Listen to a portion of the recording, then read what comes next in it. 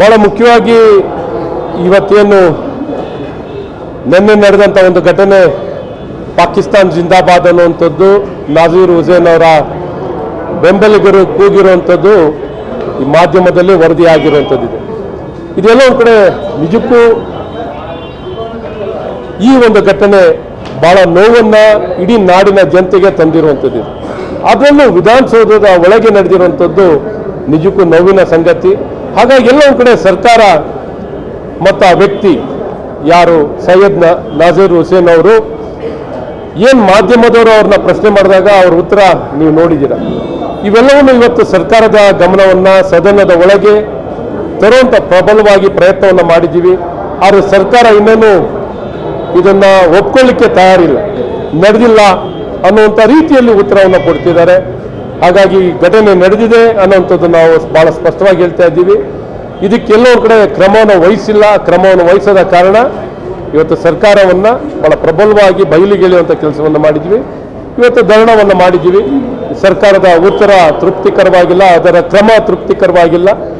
ಇದನ್ನು ಭಾಳ ಪ್ರಬಲವಾಗಿ ಇವತ್ತು ಸರ್ಕಾರವನ್ನು ವಿರೋಧಿಸಿ ಇನ್ನು ಪರಿಣಾಮಕಾರಿಯಾಗಿ ಇವತ್ತು ಸರ್ಕಾರ ಈ ಸಂಪೂರ್ಣ ತಪ್ಪನ್ನು ಒಪ್ಕೊಂಡು ಮುಖ್ಯಮಂತ್ರಿಯಿಂದ ಹಿಡಿದು ರಾಜೀನಾಮೆಯನ್ನು ಕೊಡಬೇಕು, ನಾಜೀರ್ ಹುಸೇನ್ ಅವರನ್ನು ಪಕ್ಷದಿಂದ ಎಕ್ಸ್ಪೆಲ್ ಮಾಡಬೇಕು ಅನ್ನುವಂಥ ಒತ್ತಾಯವನ್ನು ಇವತ್ತು ನಾವು ಪ್ರತಿಪಕ್ಷವಾಗಿ ಭಾರತೀಯ ಜನತಾ ಪಾರ್ಟಿ ಒತ್ತಾಯವನ್ನು ಮಾಡ್ತಾ ಇದ್ದೀವಿ.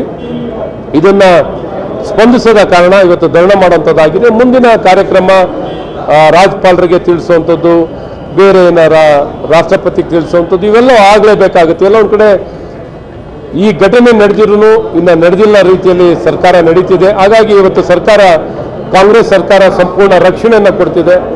ಹಾಗಾಗಿ ಮುಂದಿನ ಕ್ರಮವನ್ನು ಇನ್ನು ಹೋರಾಟ ಮಾಡುವಂಥದ್ದು, ರಾಜ್ಯಪಾಲರಿಗೆ ಇನ್ನು ಬೇರೆ ಬೇರೆ ಕ್ರಮಗಳನ್ನು ವಹಿಸುವಂಥದ್ದಾಗುತ್ತೆ. ಈಗ ಸದನ ನಡೀತಿರುವಂಥ ಸಂದರ್ಭದಲ್ಲಿ ಸದನದಲ್ಲೇ ಬಹಳ ಪ್ರಬಲವಾಗಿ ಇದನ್ನು ಧರಣ ಮಾಡೋ ಮೂಲಕ ಸರ್ಕಾರವನ್ನು ಮಣಿಸುವಂಥ ಪ್ರಯತ್ನವನ್ನು ನಾವು ಪ್ರಬಲವಾಗಿ ಮಾಡ್ತೀವಿ. ಖಂಡಿತ ಅದನ್ನೇ ಇವತ್ತು ನೋಡಿ, ವರದಿ ತನಿಖೆ ಅನ್ನುವಂಥದ್ದು ಬೇರೆ ಭಾಗ, ಕಣ್ಣಾರೆ ಕಂಡಿರುವಂಥದ್ದು ಎಲ್ಲ ಒಂದು ಕಡೆ ಆ ವ್ಯಕ್ತಿಯ ಬಾಯಿ ಮುಚ್ಚಿಸುವಂಥ ಪ್ರಯತ್ನ ನಡೆದಿದ್ದು ಮತ್ತು ಆ ವ್ಯಕ್ತಿ ಸೈಯದ್ ನಾಜೀರ್ ಹುಸೇನ್ನ ನೀವು ಪ್ರಶ್ನೆ ಮಾಡಿದಾಗಲೂ ಅದನ್ನು ತಳ್ಳಾಕಿದಂಥದ್ದು ಇವೆಲ್ಲವನ್ನು ನೋಡಿದಾಗ ಸರ್ಕಾರ ತಕ್ಷಣ ಫಸ್ಟ್ ಕ್ರಮವನ್ನು ವಹಿಸಬೇಕಿತ್ತು.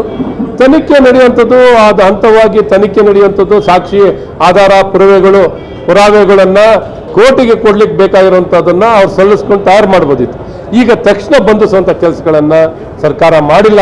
ಹಾಗಾಗಿ ಸಂಪೂರ್ಣವಾಗಿ ಎಲ್ಲೋ ಒಂದು ಕಡೆ ಈ ರೀತಿ ಪಾಕಿಸ್ತಾನ್ ಜಿಂದಾಬಾದ್ ಅನ್ನೋ ಹೇಳುವಂಥ ವ್ಯಕ್ತಿಗಳಿಗೆ ಬೆಂಬಲಕ್ಕೆ ನಿಂತಿರುವಂಥದ್ದು ಈ ಕಾಂಗ್ರೆಸ್ ಸರ್ಕಾರ ಆಗಿದೆ. ಖಂಡಿತ ಅದ್ರ ಬಗ್ಗೆ ನಮ್ಮ ಪ್ರತಿಪಕ್ಷದ ನಾಯಕರು ಸದಸ್ಯರುಗಳೆಲ್ಲ ಚರ್ಚೆಯನ್ನು ಮಾಡಿ ಮುಂದಿನ ಕ್ರಮವನ್ನು, ಈಗೇನಿನ್ನ ಧರಣದಲ್ಲೇ ಇದ್ದೀವಿ ನಾವು, ಧರಣದಲ್ಲಿದ್ದಾಗಲೇ ಅರ್ಜುನ್ ಆಗಿರುವಂಥದ್ದು. ಹಾಗಾಗಿ ಮುಂದುವರೆದ ಭಾಗವಾಗಿ ನಮ್ಮ ಪ್ರತಿಪಕ್ಷದ ನಾಯಕರು ಇನ್ನೂ ತಿಳಿಸುವಂಥದ್ದು ಮಾಡ್ತಾರೆ.